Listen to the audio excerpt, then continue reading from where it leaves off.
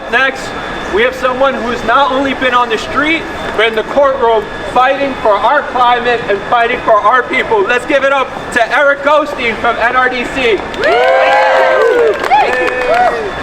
Good morning, everyone. Good morning. And thank you to Councilmember Marte and Councilmember Bennett for their leadership on this important issue. Artificial turf is an environmental health problem in 3 separate ways. First, it exposes our kids to a whole host of chemicals, PFAS, lead, polyaromatic hydrocarbons. Look at any of the scientific studies. There'll be a list of chemicals, pages long, that are incorporated into this synthetic turf. Second, heat. This turf radiates heat. According to scientists, it could be as much as 130, 40 degrees, 3 or 4 feet off the surface on a hot summer day. That's a danger to our kids who are playing on this turf. And finally, it supports the fossil fuel industry that's responsible for the climate crisis. There's something called the precautionary principle. Yeah. Environmental scientists say when even there's any doubt about whether something is hazardous to our health and an environmental threat, we ought to err on the side of caution and get that out of exposing our kids to those kinds of materials. Yeah. And synthetic turf falls into that category. And finally, there's a very simple substitute.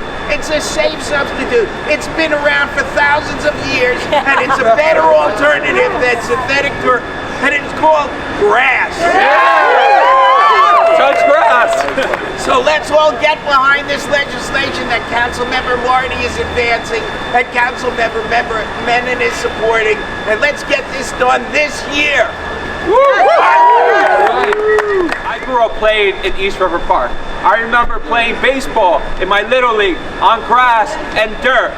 And the city, a few years ago, part of their resiliency project, chopped off 500 trees from East River Park. And they not only did that, they replaced all the grass lawns with synthetic turf.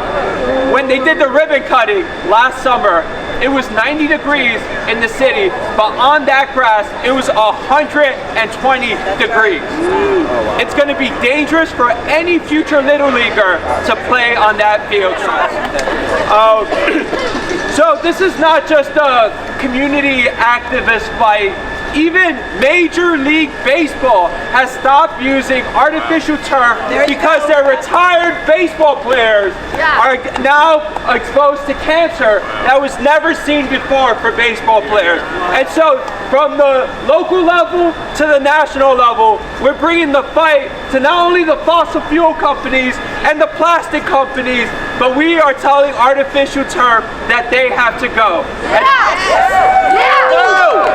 And someone who's been leading in this fight, it's Beyond Plastic's very own, Naya Estevez.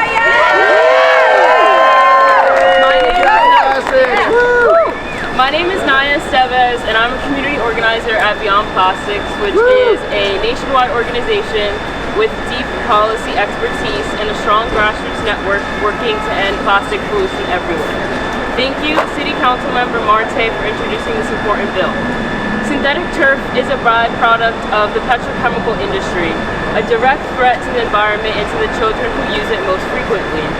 The fossil fuel and chemical industries continue to downplay the devastating impacts of synthetic turf, and it is far more dangerous than most people realize. On days when temperatures pass 98 degrees Fahrenheit, synthetic turf can rise to 200 degrees Fahrenheit, which is significantly hotter than natural grass, concrete, or asphalt. These extreme temperatures can cause serious burns and trigger heat-related illnesses, putting children at even higher risk. The infill material used in synthetic turf is often made from old tires, which can contain carcinogens and neurotoxins, and each field can contribute 200 to 3,200 pounds of plastic waste into our environment annually. This bill is a step in the right direction. Let's protect the children and residents of New York from the public health risk that synthetic turf poses. Thank you. What legislation did you pass? It's called Touch Grass Act. It's making sure that we can actually touch grass in our New York City parks.